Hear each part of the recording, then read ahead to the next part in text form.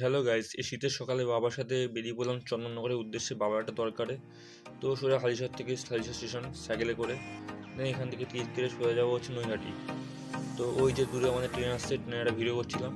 তো ট্রেনে করে সোজা নৈহাটি পৌঁছে গেলাম। নৈহাটি থেকে এবার যাবো হচ্ছে আমরা নৈহাটি ফেরিঘাট। তো বড়মা মন্দিরের পাশ দিয়ে যাবো। বড়মা মন্দির হচ্ছে এখন বন্ধ, সকাল 6টা 7টা দিকে খুলবে। সব ধর্ম যার যার বড়মা, সবাই জয় বড়মা। তো এখান থেকে নৈহাটি ফেরিঘাট, এখান দিয়ে হচ্ছে নৌকার টিকিট কাটতে হবে। টিকিট বাবদ 8 টাকা করে পার হেড। তো এই যে ব্রিজ,